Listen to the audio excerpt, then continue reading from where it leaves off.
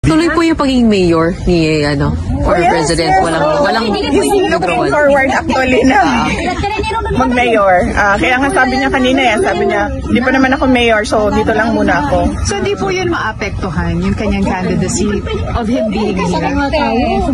Oh, he's only an accused, and an accused is presumed innocent until proven guilty. So, masyado pa tayong malayo doon sa he's a convict. So the target is to bring him home before the elections. The target is to bring him home today, pero as we all know, it takes a lot of paperwork. Pero kadalang VP, maabtan ba siya September sayang last year? Wala. Dili pa ko makatawagan. Dili mo ganahan nga din siya sa inyo, ha? At nagasitan ka sa pabalhinon sa natin. Pwede. So, illegal man ila pag-alis din. Kita ko sa live. Yes, ma'am. That is true. Wala ka sa